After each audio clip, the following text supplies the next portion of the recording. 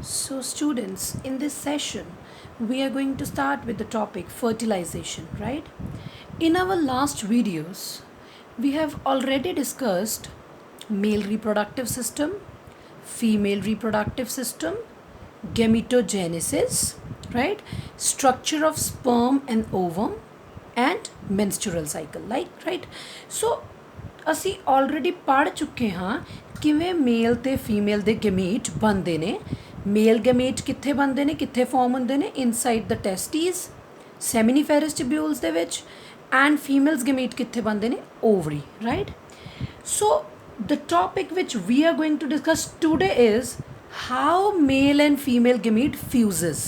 Right male ਤੇ female gamete ਕਿਵੇਂ ਜੁੜਦੇ ਨੇ ਕਿਵੇਂ ਉਹਨਾਂ ਨੂੰ ਸਿਗਨਲ ਮਿਲਦਾ ਹੈ ਕਿਵੇਂ ਸਪਰਮ ਆਉਂਦੇ ਨੇ ਕਿਵੇਂ ਉਹ ਜਾ ਕੇ ਸਕੈਂਡਰੀ ਓਸਾਈਟ ਜਾਂ ਐਗ ਨਾਲ ਫਰਟੀਲਾਈਜ਼ ਕਰਦੇ ਨੇ right so first of all let's discuss the definition of fertilization fusion of haploid male gamete and a haploid female gamete. Why male and female gamete are haploid here? Because they contains half the number of chromosome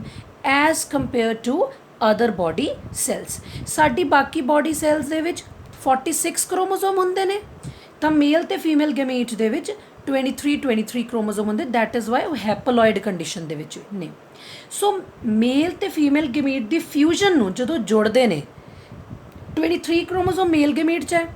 23 chromosome female gamete 'ਚ ਹੈ van ਦੇ ਫਿਊਜ਼ਸ ਤਾਂ ਕੀ ਹੋਏਗਾ ਜ਼ਾਈਗੋਟ ਬਣੇਗਾ ਜਿਹੜਾ deployed ਹੋਏਗਾ means ਉਹਦੇ ਵਿੱਚ 46 chromosome present ਹੋਣਗੇ and the process is called as fertilization or syngamy, right? Next important thing is where does fertilization takes place? I mean site of fertilization. Fertilization ਕਿੱਥੇ ਹੁੰਦੀ ਹੈ students ਅਸੀਂ already female reproductive system ਪੜ੍ਹ ਚੁੱਕੇ ਹਾਂ ਠੀਕ ਹੈ ਜੀ ਅਸੀਂ female reproductive system 'ਚ oviduct ਪੜ੍ਹੀਆਂ ਸੀ fallopian tubes ਫਿਲੋਪੀਅਨ ਟਿਊਬਸ ਦੇ ਅੱਗੇ ਪਾਰਟਸ ਹੁੰਦੇ ਨੇ ਠੀਕ ਹੈ ਫਿਲੋਪੀਅਨ ਟਿਊਬ ਦੇ ਦੋ ਪਾਰਟ ਅਸੀਂ ਪੜ੍ਹੇ ਸੀ ਐਂਪੂਲਾ ਤੇ ਇਸਥਮਸ ਇਫ ਯੂ ਰਿਮੈਂਬਰ ਫਿਲੋਪੀਅਨ ਟਿਊਬ ਜਿਹੜੀ ਹੈ ਅਸੀਂ ਉਹਦੇ ਪਾਰਟਸ ਪੜ੍ਹੇ ਸੀ ਦੋ ਪਾਰਟ 4 ਪਾਰਟ ਸੀ ਉਹਨਾਂ 'ਚੋਂ ਦੋ ਪਾਰਟਸ ਦੇ ਨਾਮ ਕੀ ਹੈ ਐਂਪੂਲਾ ਤੇ ਇਸਥਮਸ ਰਾਈਟ ਐਂਪੂਲਾ ਤੇ ਇਸਥਮਸ ਦੇ ਜੰਕਸ਼ਨ ਹੁੰਦਾ ਜਿੱਥੇ ਐਂਪੂਲਾ ਤੇ ਇਸਥਮਸ ਜੁੜਦੇ ਨੇ ਉਹਦੇ ਜੰਕਸ਼ਨ ਦੇ ਵਿੱਚ ਜਾਂ ਉਹਦੇ ਜੰਕਸ਼ਨ 'ਤੇ ਕੀ ਹੁੰਦੀ ਹੈ ਫਰਟੀਲਾਈਜ਼ੇਸ਼ਨ ਮੈਂ ਇੱਕ ਵਾਰੀ ਤੁਹਾਨੂੰ ਸ਼ੋਅ ਕਰਾਂਗੀ ਫੀਮੇਲ ਰੀਪਰੋਡਕਟਿਵ ਸਿਸਟਮ ਰਾਈਟ ਉਹਦੇ ਡਾਇਗਰਾਮ ਦੇ ਵਿੱਚ ਅਸੀਂ ਦੇਖਾਂਗੇ ਫਿਲੋਪੀਅਨ ਟਿਊਬ ਸਾਨੂੰ ਯਾਦ ਆ ਜਾਏਗਾ ਜਾਂ ਸਾਨੂੰ ਇੱਕ ਪੋਜੀਸ਼ਨਿੰਗ ਸ਼ੋਅ ਹੋ ਜਾਏਗੀ ਵੇਅਰ ਡਜ਼ ਫਰਟੀਲਾਈਜ਼ੇਸ਼ਨ ਟੇਕਸ ਪਲੇਸ ਦੇਖੋ students this is female reproductive system ovaries ਨੇ these are the oviducts or fallopian tube ਠੀਕ ਹੈ ਅਸੀਂ ਇਹਦੇ ਚਾਰ ਪਾਰਟਸ ਪੜ੍ਹੇ ਸੀ ਇੱਕ ਤਾਂ ਇਹ ਪੜ੍ਹਿਆ ਸੀ ਇਨਫੰਡੀਬੁਲਮ ਜਿਹਦੇ ਅੱਗੇ ਫਿੰਗਰ ਲਾਈਕ ਪ੍ਰੋਜੈਕਸ਼ਨਸ ਨੇ ਫਿੰਬਰੀ ਐਂਪੂਲਾ ਇਸਥਮਸ ਤੇ ਬੋਡੀ ਯੂਟਰਾਈਨ ਇਹਦਾ ਯੂਟਰਾਈਨ ਪਾਰਟ ਹੁੰਦਾ ਜਿਹੜਾ ਯੂਟਰਸ ਦੇ ਨਾਲ ਅੱਗੇ ਕਨੈਕਟ ਹੁੰਦਾ ਸੀ ਐਂਪੂਲਾ ਤੇ ਇਸਥਮਸ ਰਾਈਟ ਐਂਪੂਲਾ ਤੇ ਇਸਥਮਸ ਦਾ ਜੰਕਸ਼ਨ ਜਿੱਥੇ ਉਹ ਜੁੜਦੇ ਨੇ ਹੇਅਰ ਫਰਟੀਲਾਈਜ਼ੇਸ਼ਨ ਟੇਕਸ ਪਲੇਸ ਠੀਕ ਹੈ ਜੀ ਸੋ ਅਸੀਂ ਕੀ ਪੜ੍ਹ ਰਹੇ ਸੀ ਕਿ ਫਰਟੀਲਾਈਜ਼ੇਸ਼ਨ ਕਿੱਥੇ ਹੁੰਦੀ ਹੈ ਫਿਲੋਪੀਅਨ ਟਿਊਬ ਦੇ ਵਿੱਚ ਜਿੱਥੇ ਐਂਪੂਲਾ ਤੇ ਇਸਥਮਸ ਦਾ ਜੰਕਸ਼ਨ ਹੁੰਦਾ ਉੱਥੇ ਫਰਟੀਲਾਈਜ਼ੇਸ਼ਨ ਹੁੰਦੀ ਹੈ ਰਾਈਟ ਉਸ ਤੋਂ ਬਾਅਦ ਨੈਕਸਟ ਸਾਡੇ ਕੋਲ ਆ ਗਿਆ ਸਟੂਡੈਂਟ ਸਟੈਪਸ ਆਫ ਫਰਟੀਲਾਈਜ਼ੇਸ਼ਨ ਹੁਣ ਅਸੀਂ ਪੂਰਾ ਕੰਪਲੀਟ ਪ੍ਰੋਸੈਸ ਪੜ੍ਹਾਂਗੇ ਕਿ ਫਰਟੀਲਾਈਜ਼ੇਸ਼ਨ ਕਿਵੇਂ ਹੁੰਦੀ ਹੈ ਰਾਈਟ ਉਹਦੇ ਕੁਝ ਸਟੈਪਸ ਨੇ ਸਭ ਤੋਂ ਪਹਿਲਾਂ ਅਰਾਈਵਲ ਆਫ ਸਕੈਂਡਰੀ ਓਸਾਈਟ ਸਟੂਡੈਂਟਸ ਅਸੀਂ ਲਾਸਟ ਵੀਡੀਓਜ਼ ਦੇ ਵਿੱਚ ਡਿਸਕਸ ਕੀਤਾ that ovary produces eggs or ovary produces secondary oocyte. If you remember, मैं 2 to 3 times in my videos I had repeated that graphene follicle releases secondary oocyte. graphene follicle ਜਿਹੜਾ egg produce ਕਰਦਾ ਉਹ ਹਜੇ ਉਹਨੂੰ ਅਸੀਂ secondary ਓਸਾਈਟ ਕਹਿੰਦੇ ਆ secondary ਓਸਾਈਟ release ਹੋਣ ਤੋਂ ਬਾਅਦ ਜਦੋਂ ਫਿਲੋਪੀਅਨ ਟਿਊਬ 'ਚ ਜਾਂਦਾ ਤੇ ਸਪਰਮ ਆ ਕੇ ਜਦੋਂ ਉਹਨੂੰ ਫਰਟੀਲਾਈਜ਼ ਕਰਦਾ then only secondary oocyte mature ਕਰਦਾ ਉਹਦੀ ਸੈਕਿੰਡ ਮੈਚਿਓਰੇਸ਼ਨ ਡਿਵੀਜ਼ਨ ਹੁੰਦੀ ਹੈ and then it forms ovum or egg right so secondary oocyte ਜਿਹੜਾ ਓਵਰੀ ਨੇ ਰਿਲੀਜ਼ ਕੀਤਾ ਉਹ ਹੁਣੇ ਆਪਾਂ ਫੀਮੇਲ ਰਿਪਰੋਡਕਟਿਵ ਸਿਸਟਮ ਦੁਬਾਰਾ ਦੇਖਿਆ ਉਹ ਫਿੰਬਰੀ ਨੇ ਇਨਫੰਡੀਬੁਲਮ ਦੀ ਫਿੰਬਰੀ ਨੇ ਕਲੈਕਟ ਕਰਕੇ ਉਹਨੂੰ ਐਂਪੂਲਾ ਇਸਥਮਸ ਜੰਕਸ਼ਨ 'ਤੇ ਲਿਆਂਦਾ ਉੱਥੇ ਟਰਾਂਸਪੋਰਟ ਕਰ ਦਿੱਤਾ ਇਨ ਦਾ ਫਿਲੋਪੀਅਨ ਟਿਊਬ ਅਤੇ ਇੱਕ ਗੱਲ ਸਟੂਡੈਂਟਸ ਯਾਦ ਰੱਖਣਾ ਜਿਹੜਾ secondary oocyte which is released by the ovary, it survives for about 24 hours, means 24 ਘੰਟਿਆਂ ਦੇ ਲਈ ਦੇ ਵਿੱਚ ਅਗਰ ਫਰਟੀਲਾਈਜੇਸ਼ਨ ਹੋ ਜਾਂਦੀ ਹੈ ਤਾਂ ਠੀਕ ਹੈ, otherwise it will disintegrate, right. then is second step, insemination। देखो स्टूडेंट्स, secondary oocyte तो आ गया हुण fallopian tube च, now is the time for sperms to enter the female reproductive tract। so second ਜਿਹੜਾ step ਹੈ ਉਹ ਹੈ insemination। insemination ਦੇ ਵਿੱਚ ਕੀ ਹੈ, ਜਿਹੜਾ ਮੇਲ ਹੈ ਉਹ ਫੀਮੇਲ ਦੀ ਵੈਜਾਈਨਾ ਦੇ ਵਿੱਚ ਕਲੋਜ਼ ਟੂ ਦ ਸਰਵਿਕਸ, ਉਹ ਵੀ ਅਸੀਂ ਪੜ੍ਹ ਚੁੱਕੇ ਹਾਂ ਫੀਮੇਲ ਰਿਪਰੋਡਕਟਿਵ ਸਿਸਟਮ ਦੇ ਵਿੱਚ, ਵੈਜਾਈਨਾ ਦੇ ਵਿੱਚ ਮੇਲ ਜਿਹੜਾ ਉਹ 3 to 4 ml ਜਿਹੜਾ ਹੈ ਸੇਮਨ ਵਿਚ ਕੰਟੇਨਸ ਸਪਰਮਸ ਉਹ ਡਿਸਚਾਰਜ ਕਰਦੇ ਹੈ ਮੇਲ ਜਿਹੜੇ ਹੈ। ਦਿਸ ਪ੍ਰੋਸੈਸ ਇਜ਼ ਕਾਲਡ ਐਜ਼ ਇਨਸੈਮੀਨੇਸ਼ਨ। ਔਰ ਸਿੰਗਲ ਜਿਹੜੀ ਇਜੈਕੂਲੇਸ਼ਨ ਹੈ, ਸਿੰਗਲ ਟਾਈਮ ਜਦੋਂ ਮੇਲ ਦੀ ਬਾਡੀ ਦੇ ਵਿੱਚ ਸਪਰਮ ਫੀਮੇਲ ਦੀ ਬਾਡੀ 'ਚ ਐਂਟਰ ਕਰਦੇ ਨੇ ਤਾਂ ਉਹ ਸਿੰਗਲ ਜਿਹੜਾ ਸੇਮਨ ਹੁੰਦਾ ਹੈ, ਜਿਹੜਾ ਸਿੰਗਲ ਇਜੈਕੂਲੇਸ਼ਨ ਦੇ ਵਿੱਚ ਜਿਹੜਾ ਸੇਮਨ ਉਹਨਾਂ ਨੇ ਰਿਲੀਜ਼ ਕੀਤਾ 3 ਤੋਂ 4 ml ਆਪਾਂ ਪੜ੍ਹ ਕੇ ਹਟਿਆ, ਉਹਦੇ 'ਚ 300 ਮਿਲੀਅਨ ਸਪਰਮਸ ਹੁੰਦੇ ਨੇ। Very important, 300 million sperms which enters the female reproductive system। later on ਬਾਕੀ ਸਪਰਮਸ ਦਾ ਕੀ ਹੋਏਗਾ ਉਹ ਅਸੀਂ ਹੁਣ ਡਿਸਕਸ ਕਰਦੇ ਹਾਂ। third step is students movement of sperm। secondary oocyte ਵੀ ਆ ਗਿਆ fallopian tube 'ਚ, ਜਿਹੜੇ ਮੇਲ ਦੇ ਸਪਰਮਸ ਨੇ ਉਹ ਐਂਟਰ ਕਰ ਚੁੱਕੇ ਨੇ ਇਨ ਦਾ ਫੀਮੇਲ ਰਿਪਰੋਡਕਟਿਵ ਟਰੈਕਟ, ਉਹ ਵੀ ਹੁਣ ਹੌਲੀ ਹੌਲੀ fallopian tube ਤੱਕ ਪਹੁੰਚਣਗੇ। ਆਪਾਂ ਦੇਖਦੇ ਹਾਂ ਕਿਵੇਂ ਸਪਰਮਸ ਜਿਹੜੇ ਮੂਵ ਕਰਦੇ ਨੇ। ਜਿਹੜੇ ਸਪਰਮ ਨੇ ਉਹਨਾਂ ਨੂੰ ਫੀਮੇਲ ਰੀਪਰੋਡਕਟਿਵ ਸਿਸਟਮ ਦੀ ਜਿਹੜੀ ਇੱਕ ਸਕਰੀਸ਼ਨ ਹੈ, ਥੋੜ੍ਹੀ ਲਿਕੁਇਡ ਮੀਡੀਅਮ ਹੈ ਕਹਿ ਲਓ, ਉਹ ਜਿਹੜਾ ਹੈ ਉਹ ਹੈਲਪ ਕਰਦਾ ਹੈ to move the sperm, right. Dry area ਦੇ ਵਿੱਚ ਸਪਰਮ ਮੂਵ ਨਹੀਂ ਕਰ ਪਾਉਂਦਾ, ਇਸ ਕਰਕੇ ਇੱਕ ਤਾਂ ਆਲਰੇਡੀ ਉਹ ਵੀ ਸਕਰੀਸ਼ਨਸ ਦੇ ਨਾਲ ਹੀ ਆਇਆ। ਅਸੀਂ ਪੜ੍ਹਿਆ ਕਿ ਸਪਰਮ ਡਰਾਈ ਫਾਰਮ 'ਚ ਨਹੀਂ ਆਉਂਦਾ, ਇਹਨੂੰ ਜਿਹੜੀਆਂ ਮੇਲ ਦੀਆਂ 3 ਗਲੈਂਡਸ ਨੇ,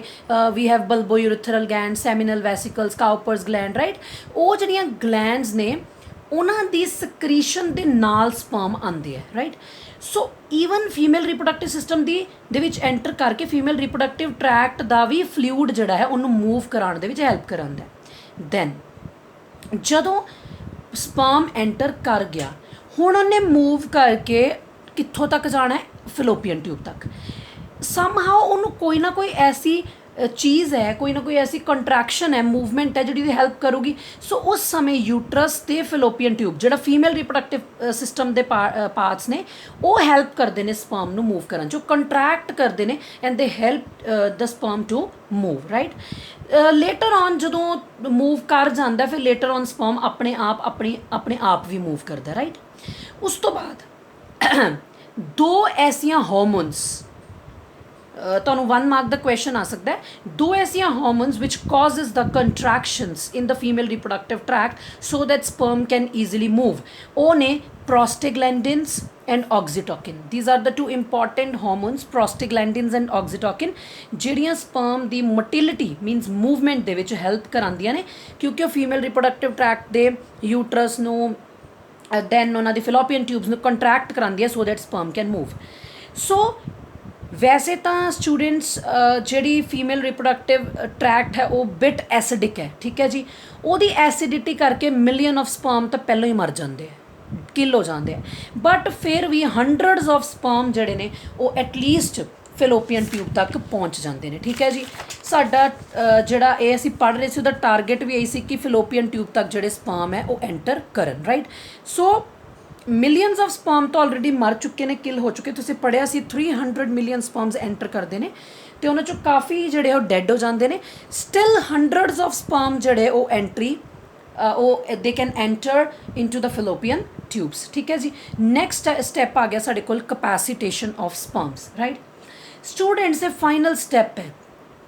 ਸਪਰਮਸ ਨੇ ਐਕਚੁਅਲੀ ਮੈਚਿਓਰ ਕਰਨਾ ਹੁੰਦਾ ਹੈ, ਉਹਨਾਂ ਦੀ ਐਕਚੁਅਲੀ ਐਕਟੀਵੇਸ਼ਨ ਹੋਣੀ ਹੁੰਦੀ ਹੈ। ਸੋ ਕਪੈਸੀਟੇਸ਼ਨ ਟਰਮ ਅਸੀਂ ਉਸ ਫਿਨੋਮੀਨਾ ਨੂੰ ਕਹਿੰਦੇ ਹਾਂ ਜਿਹਦੇ ਵਿੱਚ ਸਪਰਮ ਜਿਹੜਾ ਉਹ ਮੈਚਿਓਰ ਕਰਦਾ ਹੈ ਅਤੇ ਐਕਟੀਵੇਟ ਹੁੰਦਾ ਹੈ ਕਿੱਥੇ, inside the female genital tract, female reproductive tract. So ਇਹ ਫਾਈਨਲ ਸਟੈਪ ਨੂੰ ਅਸੀਂ ਕਪੈਸੀਟੇਸ਼ਨ ਕਹਿੰਦੇ ਹਾਂ। ਸੋ ਇਹ ਸਟੈਪ ਜਿਹੜਾ 5 to 6 ਆਵਰਸ ਦੇ ਵਿੱਚ ਕੰਪਲੀਟ ਹੁੰਦਾ ਹੈ। ਔਰ ਫੀਮੇਲ ਰਿਪਰੋਡਕਟਿਵ ਇੱਕ ਇੰਪੋਰਟੈਂਟ ਗੱਲ ਹੈ, ਫੀਮੇਲ ਰੀਪਰੋਡਕਟਿਵ ਸਿਸਟਮ ਦੀ ਸਕ੍ਰੀਸ਼ਨਸ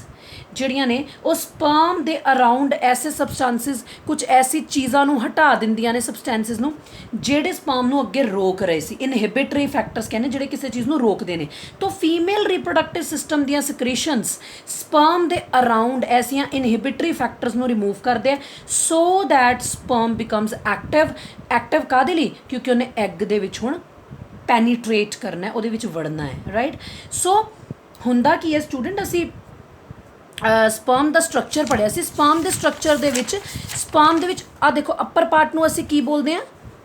ਹੈਡ ਦਾ upper part acrosome so that acrosome ਜਿਹੜਾ ਹੈ ਉਹ ਐਕਟੀਵੇਟ ਹੋ ਸਕੇ ਉਹ ਐਕਸਪੋਜ਼ ਹੋ ਸਕੇ ਤੇ ਉਹ ਐਗ ਦੇ ਵਿੱਚ ਪੈਨੀਟ੍ਰੇਟ ਕਰ ਸਕੇ ਇਸ ਪ੍ਰੋਸੈਸ ਨੂੰ ਅਸੀਂ ਕੈਪੈਸੀਟੇਸ਼ਨ ਕਹਿੰਦੇ ਹਾਂ ਠੀਕ ਹੈ ਜੀ so now sperm is ready to enter the egg right ਹੁਣ ਇੱਕ ਪ੍ਰੋਬਲਮ ਹੈ ਸਟੂਡੈਂਟਸ ਉਹ ਇਹ ਹੈ ਕਿ ਸਪਰਮ ਨੇ ਐਗ ਦੇ ਵਿੱਚ ਐਂਟਰ ਕਰਨਾ ਐਂਡ ਅਸੀਂ ਲਾਸਟ ਵੀਡੀਓ 'ਚ ਡਿਸਕਸ ਕੀਤਾ ਸੀ ਜਿਹੜਾ ਓਵਮ ਹੈ ਜਾਂ ਮੈਂ ਇਹਨੂੰ ਸਕੈਂਡਰੀ ਓਸਾਈਟ ਕਵਾਂਗੀ ਹਜੇ ਸਟੂਡੈਂਟਸ ਕਿਉਂਕਿ ਹਜੇ ਇਹਨੇ ਕੰਪਲੀਟ ਸੈਕਿੰਡ ਮੈਚੂਰੇਸ਼ਨ ਕਰਕੇ ਫਿਰ ਓਵਮ ਬਣਨਾ ਹੈ ਜਿਹੜਾ ਸਕੈਂਡਰੀ ਓਸਾਈਟ ਹੈ ਸਟੂਡੈਂਟਸ ਉਹਦੇ ਦੇਖੋ ਇਹ ਅੰਦਰ ਓਵਮ ਬਣਾਇਆ ਇਹਦੇ ਬਾਹਰ 3 ਲੇਅਰਸ ਨੇ ਇੱਕ ਤਾਂ ਇਹ ਰਹੀ ਸਟੂਡੈਂਟਸ ਪਲਾਜ਼ਮਾ ਮੈਂਬਰੇਨ ਠੀਕ ਹੈ ਜੀ ਉਸ ਤੋਂ ਬਾਅਦ ਇਹ ਬ੍ਰੌਡ ਵਾਲੀ ਸਟੂਡੈਂਟਸ ਜ਼ੋਨਾ ਪੈਲੂਸਿਡਾ ਅਸੀਂ ਕੱਲ੍ਹ ਹੀ ਪੜ੍ਹੀ ਹੈ ਅਸੀਂ ਲਾਸਟ ਵੀਡੀਓ ਦੇ ਵਿੱਚ ਡਿਸਕਸ ਕੀਤੀ ਹੈ ਦਿਸ ਇਜ਼ ਜ਼ੋਨਾ ਪੈਲੂਸਿਡਾ ਇੱਥੇ ਪਲਾਜ਼ਮਾ ਮੈਂਬਰੇਨ ਐਂਡ ਇਹ ਲਾਸਟ ਜਿਹੜੀ ਬਾਹਰ ਹੈ ਕੋਰੋਨਾ ਰੇਡੀਏਟਾ ਸਟੂਡੈਂਟਸ ਔਰ ਅੰਦਰ ਇਹ ਜਿਹੜੇ ਮੈਂ ਰੈੱਡ ਪੈਨ ਨਾਲ ਡਾਟਸ ਬਣਾਏ these are the cortical granules important thing here is now sperm is ready to enter oocyte but oocyte ਦੇ ਬਾਹਰ 3 ਲੇਅਰਸ ਨੇ ਠੀਕ ਹੈ ਜੀ ਕੋਰੋਨਾ ਰੇਡੀਏਟਾ ਦੀ ਹੈ ਜ਼ੋਨਾ ਪੈਲੂਸਿਡਾ ਵੀ ਹੈਵ ਪਲਾਜ਼ਮਾ ਮੈਂਬਰੇਨ ਠੀਕ ਹੈ ਇਹਨਾਂ ਮੈਂਬਰੇਨਸ ਦੇ ਵਿੱਚੋਂ ਦੀ ਨਿਕਲ ਕੇ ਉਹਨੇ ਐਗ ਤੱਕ ਜਾਣਾ ਹੈ ਸੋ ਉਹ ਵੀ ਇੱਕ ਟਾਰਗੇਟ ਹੈ ਸੋ ਜਦੋਂ ਕਿਹੜੀਆਂ ਫਿਜ਼ੀਕਲ ਤੇ ਕੈਮੀਕਲ ਚੇਂਜਸ ਆਉਂਦੀਆਂ ਨੇ ਫਰਟੀਲਾਈਜੇਸ਼ਨ ਦੇ ਡਿਊਰਿੰਗ ਜਦੋਂ ਹੁਣ ਐਗ ਨੇ ਐਂਟਰੀ ਕਰਨੀ ਕੀ ਹੋਏਗਾ ਵੈਨ ਜਦੋਂ ਜਿਹੜਾ ਸਪਰਮ ਹੈ ਉਹ ਐਂਟਰ ਕਰੇਗਾ ਇਨਸਾਈਡ ਦਾ oocyte ਔਰ ਐਗ ਔਰ ਓਵਮ ਤਾਂ ਉਦੋਂ ਕਿਹੜੀਆਂ ਫਿਜ਼ੀਕਲ ਤੇ ਕੈਮੀਕਲ ਪ੍ਰੋਸੈਸਿਸ ਚੱਲਣਗੇ ਹੁਣ ਅਸੀਂ ਉਹ ਸਟਾਰਟ ਕਰਾਂਗੇ ਸੋ ਨੰਬਰ 1 ਇਜ਼ ਐਕਰੋਸੋਮਲ ਰਿਐਕਸ਼ਨ ਤੁਸੀਂ ਇੱਕ ਵਾਰੀ ਫਿਰ ਤੋਂ ਸਪਰਮ ਦਾ ਸਟਰਕਚਰ ਦੇਖ ਲਓ ਅਸੀਂ ਡਿਸਕਸ ਕਰ ਚੁੱਕੇ ਹਾਂ ਕਿ ਸਪਰਮ ਦੇ ਸਟਰਕਚਰ ਦੇ ਵਿੱਚ ਅੱਪਰ ਦਿਸ ਇਜ਼ ਹੈਡ ਜਿਹੜਾ ਥੋੜਾ ਜਿਹਾ ਅੰਦਰ ਵੱਲ ਨੂੰ ਕਰਵ ਹੋਇਆ this is neck next part is middle piece and this is tail head has again has 2 parts acrosome bit pointed part ਹੈਗਾ and ਨੀਚੇ ਦੇ ਅੰਦਰ ਕੀ ਹੈ ਨਿਊਕਲੀਅਸ ਰਾਈਟ 2 ਪਾਰਟਸ ਪੜ੍ਹ ਲੈ ਹੈਡ ਦਾ ਇੱਕ ਐਕਰੋਸੋਮ ਹੈ ਤੇ ਅਦਰ ਐਕਰੋਸੋਮ ਥੋੜਾ ਪੁਆਇੰਟਡ ਵਾਲਾ ਇਹ ਨੀਚੇ ਵਾਲਾ ਨਿਊਕਲੀਅਸ ਸੋ ਸਟੂਡੈਂਟ ਜਿਹੜਾ ਐਕਰੋਸੋਮ ਹੁੰਦਾ ਹੁਣ ਕਿਉਂਕਿ ਸਪਰਮ ਐਕਟੀਵੇਟ ਹੋ ਚੁੱਕਾ ਹੈ ਮੈਚਿਓਰ ਹੋ ਚੁੱਕਾ ਹੈ ਸਪਰਮ ਨੇ ਐਂਟਰੀ ਕਰਨੀ ਹੈ ਉਹਦੇ ਲਈ ਜਿਹੜੀਆਂ ਐਕਰੋਸੋਮ ਨੇ ਉਹਦੇ ਵਿੱਚ ਕੁਝ ਐਨਜ਼ਾਈਮਸ ਹੁੰਦੀਆਂ ਨੇ ਸਟੂਡੈਂਟ ਉਹਨਾਂ ਨੂੰ ਸਪਰਮ ਲਾਈਸੈਂਸ ਕਹਿੰਦੇ ਆ ਅਸੀਂ ਲਾਸਟ ਵੀਡੀਓ 'ਚ ਵੀ ਡਿਸਕਸ ਕੀਤਾ ਸੀ ਔਰ ਉਹ ਜਿਹੜਾ ਐਕਰੋਸੋਮ ਹੈ ਉਹਨਾਂ ਐਨਜ਼ਾਈਮਸ ਨੂੰ ਰਿਲੀਜ਼ ਕਰਦਾ ਛੋੜਦਾ ਹੁਣ ਉਹ ਐਨਜ਼ਾਈਮਸ ਕੀ ਕਰਦੀਆਂ ਨੇ ਉਹ ਐਨਜ਼ਾਈਮ ਬੱਚੋਂ ਹੈਲਪ ਕਰਾਉਣਗੀਆਂ ਸਪਰਮ ਦੀ ਐਂਟਰੀ ਕਿਉਂਕਿ ਆਪਾਂ ਹੁਣੇ ਪੜ੍ਹਿਆ ਓਵਮ ਦੇ ਬਾਹਰ 3 ਲੇਅਰਸ ਨੇ ਉਹਨਾਂ 'ਚ ਐਂਟਰ ਵੀ ਤਾਂ ਕਰਨਾ ਹੈ ਨਾ so these are the 3 enzymes which are called as sperm license released by acrosome. First is hyaluronidase. So hyaluronidase enzyme ground substance of follicle ਕੀ ਹੈ follicle ਅਸੀਂ ਪੜ੍ਹਦੇ ਆ ਨਾ oocyte ਦੇ ਬਾਹਰ ਹੁੰਦਾ ਫੋਲੀਕਲ ਉਹਦੇ ਤੇ ਐਕਟ ਕਰਦੀ ਹੈ ਕਿਉਂਕਿ ਅੰਦਰ ਐਂਟਰੀ ਕਰਨੀ ਹੈ ਫੋਲੀਕਲ ਮਤਲਬ ਤੁਸੀਂ ਕਹਿ ਲਓ ਕਿਸੇ ਚੀਜ਼ 'ਚ ਜਦੋਂ ਅਸੀਂ ਐਂਟਰੀ ਕਰਨੀ ਹੈ ਸੋ ਸਾਨੂੰ ਰਸਤਾ ਕਲੀਅਰ ਕਰਨਾ ਪਏਗਾ ਤਾਂ ਫੋਲੀਕੂਲਰ ਸੈੱਲ ਤੇ ਕੰਮ ਕਰਦਾ ਹੈ ਕੋਰੋਨਾ ਪੈਨੀਟ੍ਰੇਟਿੰਗ ਐਨਜ਼ਾਈਮ ਅਸੀਂ ਨੇਮ ਸਾਨੂੰ ਸੁਜੈਸਟ ਕਰ ਰਿਹਾ ਹੈ that it will dissolves corona radiata ਇਹ ਕੋਰੋਨਾ ਰੇਡੀਏਟਾ ਨੂੰ ਡਿਜ਼ੋਲਵ ਕਰ ਦੇਗੀ so that sperm can enter third zona lysin name suggest ਕਿ ਇਹ ਜ਼ੋਨਾ ਪੈਲੂਸਿਡਾ ਤੇ ਕੰਮ ਕਰੇਗੀ ਉਹਨੂੰ ਡਾਈਜੈਸਟ ਕਰਾਏਗੀ so one after the other enzymes ਹੌਲੀ ਡਾਈਜੈਸਟ ਹੁੰਦੀਆਂ ਜਾਣਗੀਆਂ ਤੇ ਸਪਰਮ ਜਿਹੜਾ ਹੈ ਉਹ ਐਂਟਰ ਕਰਦਾ ਜਾਏਗਾ ਸਟੂਡੈਂਟਸ ਇੱਥੇ ਇੱਕ ਬੜਾ ਹੀ ਇੰਪੋਰਟੈਂਟ ਕੁਐਸਚਨ ਜਿਹੜਾ 3 years ਬੈਕ ਬੋਰਡ ਐਗਜ਼ਾਮ ਦੇ ਵਿੱਚ ਆਇਆ ਸੀ ਉਹ ਕੁਐਸਚਨ ਸੀ ਕਿ what are the different methods to prevent polyspermy means ਕਿਵੇਂ ਇੱਕ ਤੋਂ ਜ਼ਿਆਦਾ ਸਪਰਮ ਦੀ ਐਂਟਰੀ ਰੋਕੀ ਜਾਂਦੀ ਕਿਉਂਕਿ ਇੱਕ ਸਪਰਮ ਨੇ ਹੀ ਫਰਟੀਲਾਈਜ਼ ਕਰਨਾ ਐਗ ਦੇ ਨਾਲ ਕਾਮਨ ਸੈਂਸ ਰਾਈਟ ਸੋ ਜਿਹੜਾ ਇੱਕ ਸਪਰਮ ਹੈ ਜਦੋਂ ਉਹਨੇ ਫਰਟੀਲਾਈਜ਼ ਕਰਨਾ ਹੈ ਆਏ ਤਾਂ 100s of ਸਪਰਮ ਨੇ ਫਿਲੋਪੀਅਨ ਟਿਊਬ 'ਚ ਤਾਂ ਇੱਕ ਕਿਵੇਂ ਫਰਟੀਲਾਈਜ਼ ਕਰ ਜਾਂਦਾ ਹੈ what happened to the rest of the sperm या rest of the sperm fertilize क्यों नहीं करते सो एक तो ज़्यादा sperm अगर fertilize करन ਅਸੀਂ ਉਹਨੂੰ ਪੋਲੀਸਪਰਮੀ ਕਹਿੰਦੇ ਪਰ ਉੱਥੇ ਇੱਥੇ ਉਹ ਰੋਕਣੀ ਹੈ ਸੋ ਪੇਪਰ 'ਚ ਇੱਦਾਂ ਹੀ ਕੁਐਸਚਨ ਆਉਂਦਾ ਹੈ how what are the different methods to prevent polyspermy ਇੱਕ ਤੋਂ ਜ਼ਿਆਦਾ sperm ਨੂੰ ਐਗ ਨਾਲ ਫਰਟੀਲਾਈਜ਼ ਹੋਣ ਤੋਂ ਕਿਵੇਂ ਰੋਕਿਆ ਜਾਂਦਾ ਹੈ ਜਾਂ ਮੋਨੋਸਪਰਮੀ ਕਿਵੇਂ ਪ੍ਰਮੋਟ ਕੀਤੀ ਜਾਂਦੀ ਹੈ ਮੋਨੋਸਪਰਮੀ ਮੀਨਸ ਇੱਕ ਹੀ ਸਪਰਮ ਬਸ ਐਗ ਨਾਲ ਫਰਟੀਲਾਈਜ਼ ਕਰੇ ਸੋ ਜਿਹੜੇ ਹੁਣ ਆਪਾਂ ਪੁਆਇੰਟਸ ਪੜ੍ਹ ਰਹੇ ਹਾਂ ਸਟੂਡੈਂਟਸ ਇੱਕ ਤਾਂ ਐਕਰੋਸੋਮਲ ਰਿਐਕਸ਼ਨ ਇੱਕ ਇਸ ਤੋਂ ਨੈਕਸਟ ਵਾਲਾ ਪੁਆਇੰਟ ਇਹ ਦੋਨੋਂ ਇਸ ਕੁਐਸਚਨ ਦਾ ਆਨਸਰ ਹੈ ਕਿ ਪੋਲੀਸਪਰਮੀ ਨੂੰ ਕਿਵੇਂ ਰੋਕਿਆ ਜਾਂਦਾ ਹੈ ਸੋ ਬੱਚੋ ਜਿੱਦਾਂ ਹੀ ਸਪਰਮ ਜ਼ੋਨਾ ਪੈਲੂਸਿਡਾ ਆਪਾਂ ਪੜ੍ਹੀ ਹੈ ਹੁਣੇ ਓ ਸਾਈਟ ਦੇ ਬਾਹਰ ਦੀ ਲੇਅਰ ਜ਼ੋਨਾ ਪੈਲੂਸਿਡਾ ਆਫ ਓਵਮ ਨਾਲ ਐਂਟਰ ਉਹਦੇ ਵੱਲ ਪਹੁੰਚਦਾ ਇੱਕ ਵਾਰੀ ਦੇਖ ਲਓ this is zona pellucida this thick covering ਆ ਵਾਲੀ ਰਾਈਟ ਸੋ ਜਿੱਦਾਂ ਹੀ ਸਪਰਮ ਜ਼ੋਨਾ ਪੈਲੂਸਿਡਾ 'ਚ ਪਹੁੰਚਦਾ ਹੁੰਦਾ ਕੀ ਹੈ ਸਟੂਡੈਂਟ ਉੱਤੇ ਜ਼ੋਨਾ ਪੈਲੂਸਿਡਾ ਤੇ ਉੱਤੇ ਰਿਸੈਪਟਰ ਪ੍ਰੋਟੀਨਸ ਹੁੰਦੇ ਆ ਜਿੱਥੇ ਜਾ ਕੇ ਸਪਰਮ ਬਾਈਂਡ ਕਰ ਜਾਂਦਾ ਹੁੰਦਾ ਕੀ ਹੈ ਜਿਹੜਾ ਐਕਰੋਸੋਮ ਹੈ ਇੱਥੇ ਆਪਣੀਆਂ ਸਾਰੀਆਂ ਐਂਜ਼ਾਈਮਸ ਰਿਲੀਜ਼ ਕਰਦਾ ਰਿਲੀਜ਼ ਤਾਂ ਕਰਨੀਆਂ ਪੈਣੀਆਂ ਕਿਉਂਕਿ ਜ਼ੋਨਾ ਪੈਲੂਸਿਡਾ ਨੂੰ ਡਾਈਜੈਸਟ ਕਰਾਉਣਾ ਬਟ ਹੁੰਦਾ ਕੀ ਹੈ ਜਿੱਦਾਂ ਹੀ ਉਹ ਆਪਣੀਆਂ ਐਂਜ਼ਾਈਮਸ ਨੂੰ ਰਿਲੀਜ਼ ਕਰਦਾ ਔਰ ਉੱਥੇ ਇੱਕ ਰਸਤਾ ਬਣ ਜਾਂਦਾ ਅੰਦਰ ਜਾਣ ਦਾ ਜ਼ੋਨਾ ਪੈਲੂਸਿਡਾ ਦੇ ਵਿੱਚੋਂ ਸਪਰਮ ਨੂੰ ਰਸਤਾ ਮਿਲ ਜਾਂਦਾ ਸੂਨ ਹੀ ਉਹ ਕੀ ਕਰਦਾ ਮੈਂਬਰੇਨ ਨੂੰ ਬਲੌਕ ਕਰ ਦਿੰਦਾ so that additional sperms enter ਨਾ ਕਰ ਸਕਣ ਇੱਕ ਸਪਰਮ ਦਾ ਜਦੋਂ ਰਸਤਾ ਬਣ ਗਿਆ ਸੂਨ ਹੀ ਉਹ ਜ਼ੋਨਾ ਪੈਲੂਸਿਡਾ ਨੂੰ ਬਲੌਕ ਕਰਦਾ ਫਟਾਫਟ ਸੋ ਦੈਟ ਹੋਰ ਸਪਰਮਸ ਅੰਦਰ ਐਂਟਰ ਨਾ ਕਰ ਸਕਣ ਹੁੰਦਾ ਸਟੂਡੈਂਟਸ ਐਕਚੁਅਲੀ ਕੀ ਹੈ ਸਪਰਮ ਦੀ ਜਿਹੜੀ ਪਲਾਜ਼ਮਾ ਮੈਂਬਰੇਨ ਹੈ ਉਹ ਜਦੋਂ ਅੰਦਰ ਪਹੁੰਚ ਜਾਂਦੀ ਹੈ ਉਹ ਸੈਕੰਡਰੀ ਓਸਾਈਟ ਦੀ ਮੈਂਬਰੇਨ ਨਾਲ ਬਾਈਂਡ ਕਰਨਾ ਸ਼ੁਰੂ ਕਰ ਦਿੰਦੀ ਹੈ ਤਾਂ ਹੁੰਦਾ ਕੀ ਹੈ ਜਿਹੜੀ ਜ਼ੋਨਾ ਪੈਲੂਸਿਡਾ ਹੁੰਦੀ ਹੈ ਜਾਂ ਤੁਸੀਂ ਕਹਿ ਲਓ ਜਿਹੜੀ ਪਲਾਜ਼ਮਾ ਮੈਂਬਰੇਨ ਹੁੰਦੀ ਹੈ ਅਸੀਂ ਇੱਥੇ ਗੱਲ ਕਰਦੇ ਹਾਂ ਪਲਾਜ਼ਮਾ ਮੈਂਬਰੇਨ ਹੈ ਉਹਦੀ ਸਟੂਡੈਂਟਸ ਡੀਪੋਲਰਾਈਜੇਸ਼ਨ ਹੋ ਜਾਂਦੀ ਹੈ ਤੁਸੀਂ ਇਨ ਸਿੰਪਲ ਲੈਂਗੁਏਜ ਕਹਿ ਸਕਦੇ ਹੋ ਕਿ ਉਹਦੀ ਪੋਲੈਰਿਟੀ ਚੇਂਜ ਹੋ ਜਾਂਦੀ ਜਿਹਦੇ ਕਰਕੇ ਹੋਰ ਸਪਰਮ ਅੰਦਰ ਐਂਟਰ ਨਹੀਂ ਕਰ ਸਕਦੇ ਮੈਂ ਰਿਪੀਟ ਕਰਦੀ ਹਾਂ ਇੱਕ ਤਾਂ ਜਦੋਂ ਸਪਰਮ ਅੰਦਰ ਐਂਟਰ ਕਰਦਾ ਜ਼ੋਨਾ ਪੈਲੂਸਿਡਾ ਤੋਂ ਤਾਂ ਉਹ ਕੀ ਕਰਦਾ ਫਟਾਫਟ ਇੱਕ ਸਪਰਮ ਐਂਟਰ ਕੀਤਾ ਉਹਨੇ ਬਾਕੀ ਰਸਤਾ ਮੈਂਬਰੇਨ ਬਲੌਕ ਕਰਤੀ so that no other sperms ਜਾਂ ਅਦਰ ਜਿਹੜੇ ਸਪਰਮਸ ਨੇ ਉਹ ਐਂਟਰ ਨਾ ਕਰ ਸਕਣ ਇਨਸਾਈਡ ਦਾ ਓਸਾਈਟ ਅਤੇ ਜਾਂ ਫਿਰ ਜਦੋਂ ਇੱਕ ਸਪਰਮ ਅੰਦਰ ਜਾ ਕੇ ਉਹਦੀ ਪਲਾਜ਼ਮਾ ਮੈਂਬਰੇਨ ਸੈਕੰਡਰੀ ਓਸਾਈਟ ਦੀ ਪਲਾਜ਼ਮਾ ਮੈਂਬਰੇਨ ਨਾਲ ਜੁੜ ਗਈ ਤਾਂ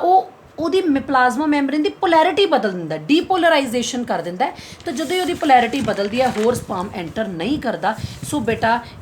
ਇੱਦਾਂ ਕੀ ਹੁੰਦਾ ਪੋਲੀਸਪਰਮੀ ਜਿਹੜੀ ਉਹ ਪ੍ਰੀਵੈਂਟ ਹੋ ਜਾਂਦੀ ਹੈ ਇੱਕ ਪੁਆਇੰਟ ਇਸ ਕੁਐਸਚਨ ਦਾ ਆਨਸਰ ਇੱਕ ਐ ਸੀ ਪੂਰਾ ਐਕਰੋਸੋਮਲ ਰਿਐਕਸ਼ਨ ਜਿਹਦੇ ਨਾਲ ਸਾਨੂੰ ਪਤਾ ਲੱਗਦਾ ਕਿ ਪੋਲੀਸਪਰਮੀ ਰੁਕ ਰਹੀ ਹੈ ਪ੍ਰੀਵੈਂਟ ਹੋ ਰਹੀ ਹੈ right second point is cortical reaction ਅਸੀਂ ਹੁਣੇ ਹੀ ਓਵਮ ਦੇ ਸਟਰਕਚਰ ਦੇ ਵਿੱਚ ਕੋਰਟੀਕਲ ਗ੍ਰੈਨੂਲਸ ਪੜ੍ਹੇ ਦੇਖ ਲਓ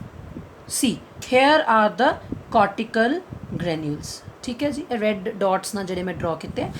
here cortical granules right so cortical granules ਜਿਹੜੇ ਨੇ ਜਿਹੜੇ plasma membrane of the secondary oocyte ਦੇ ਨੀਚੇ ਪ੍ਰੈਜ਼ੈਂਟ ਨੇ ਇਹ ਗ੍ਰੈਨੂਲਸ ਫਿਊਜ਼ ਕਰਦੇ ਨੇ ਆਪਣੀ ਹੀ ਓਸਾਈਟ ਦੀ ਪਲਾਜ਼ਮਾ ਮੈਂਬਰੇਨ ਦੇ ਨਾਲ ਤੇ ਗ੍ਰੈਨੂਲਸ ਕੁਝ ਰਿਲੀਜ਼ ਕਰਦੇ ਨੇ ਕੀ ਰਿਲੀਜ਼ ਕਰਦੇ ਨੇ ਕੋਰਟੀਕਲ ਐਂਜ਼ਾਈਮ ਕੋਰਟੀਕਲ ਐਂਜ਼ਾਈਮ ਜਿਹੜੀ ਹੈ ਥੀਸ ਐਂਜ਼ਾਈਮ ਹਾਰਡਨ ਦਾ ਜ਼ੋਨਾ ਪੈਲੂਸਿਡਾ ਇਹ ਜ਼ੋਨਾ ਪੈਲੂਸਿਡਾ ਨੂੰ ਸਖਤ ਕਰ ਦਿੰਦੇ ਆ ਜਿਹਦੇ ਕਰਕੇ ਹੋਰ ਸਪਰਮ ਐਂਟਰ ਨਹੀਂ ਕਰਦੇ ਮੈਂ ਰਿਪੀਟ ਕਰਦੀ ਹਾਂ ਜਦੋਂ ਇੱਕ ਸਪਰਮ ਐਂਟਰ ਕਰ ਰਿਹਾ ਤਾਂ ਕੋਰਟੀਕਲ ਗ੍ਰੈਨੂਲਸ ਜਿਹੜੇ ਨੇ ਉਹ ਓਸਾਈਟ ਦੀ ਪਲਾਜ਼ਮਾ ਮੈਂਬਰੇਨ ਨਾਲ ਬਾਈਂਡ ਕਰ ਜਾਂਦੇ ਆ ਜੁੜ ਜਾਂਦੇ ਨੇ ਉਹਦੇ ਨੀਚੇ ਹੀ ਪਏ ਆ ਉਹਦੇ ਨਾਲ ਫਿਊਜ਼ ਕਰ ਗਏ ਪਲਾਜ਼ਮਾ ਮੈਂਬਰੇਨ ਦੇ ਨੀਚੇ ਹੀ ਪਏ ਹੈ ਤਾਂ ਪਲਾਜ਼ਮਾ ਮੈਂਬਰੇਨ ਨਾਲ ਫਿਊਜ਼ ਕਰਦੇ ਆ ਆਪਣਾ ਕੰਟੈਂਟ ਰਿਲੀਜ਼ ਕਰਦੇ ਆ ਕੰਟੈਂਟ ਵਿੱਚ ਕੀ ਹੁੰਦਾ ਕੋਰਟੀਕਲ ਐਂਜ਼ਾਈਮਸ ਨੇ ਉਹ ਐਂਜ਼ਾਈਮ ਜਲਦੀ ਹੀ ਜ਼ੋਨਾ ਪੈਲੂਸਿਡਾ ਨੂੰ ਹਾਰਡਨ ਕਰਦੀਆਂ ਹੋਰ ਸਪਰਮ ਦੀ ਐਂਟਰੀ ਨੂੰ ਬਲੌਕ ਕਰਦੀਆਂ so these are the to answers कि how to prevent polyspermy or what are the different methods to prevent polyspermy means ਇੱਕ ਤੋਂ ਵੱਧ ਸਪਰਮ oocyte ਨਾਲ ਬਾਈਂਡ ਨਾ ਕਰ ਸਕੇ ਸੋ ਇਹਨੂੰ ਪੋਲੀਸਪਰਮੀ ਕਹਿੰਦੇ ਇਹਨੂੰ ਰੋਕਣਾ ਰਾਈਟ ਠੀਕ ਹੈ ਜੀ ਸਟੂਡੈਂਟ ਇਹ ਇੱਕ ਕੁਐਸਚਨ ਇਹਦੇ ਵਿੱਚੋਂ ਬਣ ਗਿਆ ਵੈਸੇ ਆਪਾਂ ਡਿਸਕਸ ਕੀ ਕਰ ਰਹੇ ਸੀਗੇ physical and chemical events of fertilisation ਕਿ ਜਦੋਂ ਫਰਟੀਲਾਈਜੇਸ਼ਨ ਦੀ ਕੀ ਬਦਲਾਅ ਆਉਂਦੇ ਫਿਜ਼ੀਕਲੀ ਤੇ ਕੈਮੀਕਲੀ ਇੱਕ ਅਸੀਂ ਪੜ੍ਹ ਲਿਆ ਐਕਰੋਸੋਮਲ ਰਿਐਕਸ਼ਨ ਸੈਕਿੰਡ ਅਸੀਂ ਪੜ੍ਹ ਲਿਆ cortical reaction third is sperm entry ਕਹਿੰਦਾ ਜਿੱਦਾਂ ਹੀ ਸਪਰਮ ਆ ਕੇ ਆਂਦਾ ਹੈ ਸੈਕੰਡਰੀ ਓਸਾਈਟ ਨਾਲ ਕੰਟੈਕਟ ਕਰਦਾ ਹੈ ਸੈਕੰਡਰੀ ਓਸਾਈਟ ਦੇ ਵਿੱਚ ਇੱਕ ਪ੍ਰੋਜੈਕਸ਼ਨ ਕੋਨ ਬਣ ਜਾਂਦੀ ਹੈ ਕੋਨ ਆਫ ਰਿਸੈਪਸ਼ਨ ਜਿਹੜੀ ਕਿਸੇ ਚੀਜ਼ ਨੂੰ ਰਿਸੀਵ ਕਰੇਗੀ cone of reception or fertilization cone ਜਿਹੜੀ ਸਪਰਮ ਨੂੰ ਕੀ ਕਰਦੀ ਹੈ ਰਿਸੀਵ ਕਰਦੀ ਹੈ next step is karyogamy means ਅਸੀਂ ਹਮੇਸ਼ਾ ਤੋਂ ਜਦੋਂ ਕੈਰੀਓ ਵਰਡ ਯੂਜ਼ ਕਰਦੇ ਹਾਂ students that means nucleus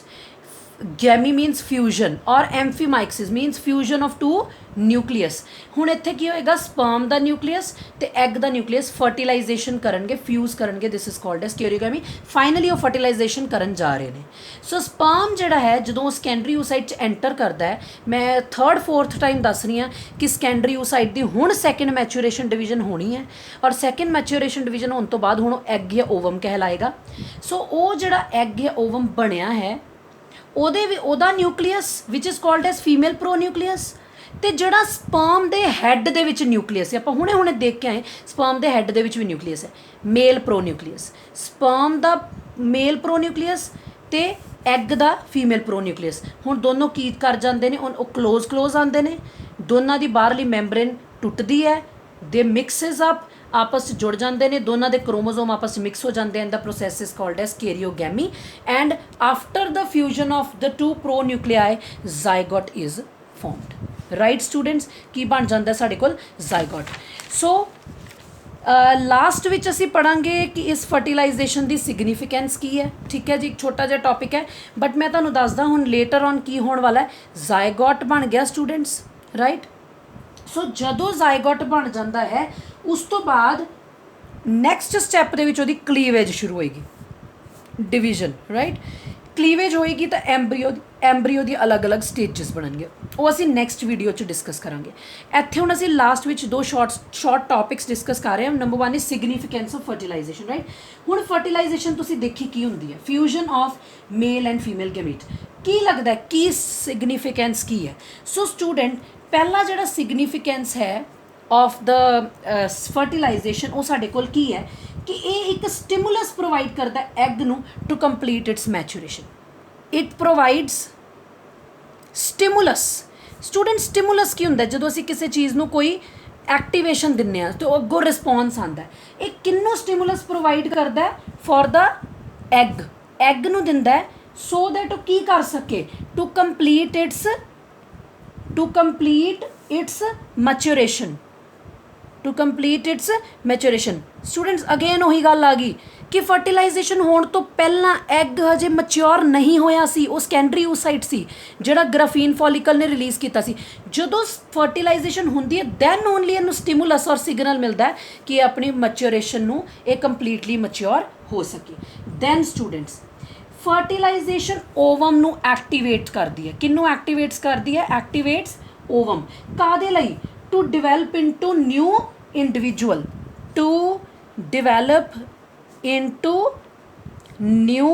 individual so that ਇੱਕ ਨਵਾਂ ਇੰਡੀਵਿਜੂਅਲ ਬਣ ਸਕੇ ਸਟੂਡੈਂਟਸ ਦੇਖੋ ਅਗਰ ਫਰਟੀਲਾਈਜੇਸ਼ਨ ਹੀ ਨਾ ਹੋਈ ਤਾਂ ਫਿਰ ਨਿਊ ਇੰਡੀਵਿਜੂਅਲ ਕਿੱਥੋਂ ਬਣੇਗਾ ਜ਼ਾਈਗੋਟ ਐਮਬਰੀਓ ਦੈਨ ਨਿਊ ਨਹੀਂ ਸੋ ਫॉर ਸਿਗਨੀਫਿਕੈਂਸ ਇਹਦੇ 'ਚ ਇੰਪੋਰਟੈਂਟ ਹੈ ਕਿ activation of ovum to develop into new individual ਕਿੱਦਾਂ by repeated mitotic division then students important ਗੱਲ fertilization ਜਿਹੜੀ ਹੈ ਉਹ ਰਿਸਟੋਰ ਕਰਦੀ ਹੈ ਬੱਚੋ ਰੀਸਟੋਰ ਕੀ ਹੁੰਦਾ ਦੁਬਾਰਾ ਤੋਂ ਕਿਸੇ ਚੀਜ਼ ਨੂੰ ਸਟੋਰ ਕਰਨਾ what it restores the diploid number Ki restore ਕਰਦੀ ਹੈ diploid number of क्रोमोसोम ਅਸੀਂ ਜਦੋਂ ਫਰਟੀਲਾਈਜੇਸ਼ਨ ਹੁਣੇ ਸ਼ੁਰੂ ਕੀਤੀ ਸੀ ਮੈਂ ਤੁਹਾਨੂੰ ਦੱਸਿਆ ਸੀ students egg and sperm both are haploid they contain half the number of chromosome but after fertilization when the zygote is formed it is diploid means haploid single set of chromosome fertilization ਦੇ ਨਾਲ ਹੀ ਦੁਬਾਰਾ double ਬਣਦੇ ਨੇ 2 set ਹੋ ਜਾਂਦੇ ਨੇ okay students next ਇਹਦੇ ਨਾਲ ਕੀ ਹੈ ਫਰਟੀਲਾਈਜੇਸ਼ਨ ਦੇ ਨਾਲ it combines characters of two different parents right ਦੋ different parents ਦੇ character combine ਕਰਦੇ ਨੇ ਅਸੀਂ ਇੱਥੇ ਪੜ੍ਹਿਆ ਹੁਣੇ sperm ਇੱਕ parent ਤੋਂ ਆਏ egg ਇੱਕ parent ਤੋਂ ਆਏ ਤਾਂ ਦੋਨਾਂ ਦੇ character ਕੀ ਹੋ ਜਾਣਗੇ mix up ਸੋ ਇਹਦੇ ਨਾਲ variations ਆਉਂਦੀਆਂ ਨੇ right next ਇਹਦੇ 'ਚ ਕੀ ਹੈ ਇਹਦੇ ਨਾਲ egg ਜਿਹੜਾ ਹੈ it makes fertilization ਦੇ ਨਾਲ egg ਜਿਹੜਾ ਹੈ it makes egg metabolically active ਹੋ ਜਾਂਦਾ ਹੈ after fertilization process ਦੇ ਨਾਲ ਬੱਚੋ egg ਜਿਹੜਾ ਹੈ ਉਹ metabolically more active ਹੁੰਦਾ ਹੈ ठीक है जी। उस तो बाद बस एक होर असी पॉइंट करांगे, वो ये है सैक्स क्रोमोसोम ऑफ स्पर्म जिहड़ा है वो देखो फीमेल दे विच सैक्स क्रोमोसोम किहड़े किहड़े हुंदे एक्स एक्स, ये असी लोअर क्लासिस च पढ़ते हैं। मेल दे विच किहड़े हुंदे ने एक्स वाई, ठीक है स्टूडेंट्स। अगर फर्टिलाइजेशन ना होंदी तो वाई कित्थों आंदा, ठीक है जी। ਉਹਦੇ ਨਾਲ ਕੀ ਹੈ ਸਾਨੂੰ ਡਿਟਰਮਾਈਨ ਹੁੰਦਾ ਸੈਕਸ ਕੀ ਹੈ, मतलब कि मेल है बेबी जड़ा वो फीमेल है, तो जे एक्स आऊगा तो बेबी गर्ल बनूगी, जे वाई आऊगा तो baby boy, means it will determine the sex. So this is the significance of fertilisation. एक बहुत ही छोटा जिहा लास्ट टॉपिक है साडे कोल, फर्टिलाइजिन एंटी फर्टिलाइजिन इंटरैक्शन। ये की है स्टूडेंट्स, एक साडे माइंड च हमेशा तो स्टूडेंट्स गल आती है कि ओवम ਐਗ ਜਿਹੜਾ ਉਹ ਕੀ ਕੁਛ ਇੱਦਾਂ ਦਾ ਸਬਸਟੈਂਸ ਰਿਲੀਜ਼ ਕਰਦਾ ਕਿ ਸਪਰਮ ਉਹਦੇ ਵੱਲ ਅਟਰੈਕਟ ਹੁੰਦਾ। ਯੈਸ, ਜਿਹੜਾ ਬੱਚੋ ਓਵਮ ਹੈ ਉਹ ਸਕਰੀਟ ਕਰਦਾ ਫਰਟੀਲਾਈਜ਼ਨ। ਕੀ ਸਕਰੀਟ ਕਰਦਾ student? Fertilizin which is a glycoprotein, actually carbohydrates plus protein का मिक्सचर है। यस, ओवम की सकरीट करता है? Fertilizin, right. जिहदे विच जदों वो फर्टिलाइजन सकरीट करता है तो बेटा वो जिहड़ा सबसटांस है उहदे उत्ते कुछ साइट्स हुंदियां ने, उहदे सरफेस ते कुछ की हुंदे ने साइट, जिन्हों असीं जगह कहने, कुछ ऐसियां साइट ने जिहड़ियां स्पर्म दे लई स्पैसीफिक ने, जिहड़ी स्पर्म दी फ्यूजन दे लई स्पैसीफिक ने।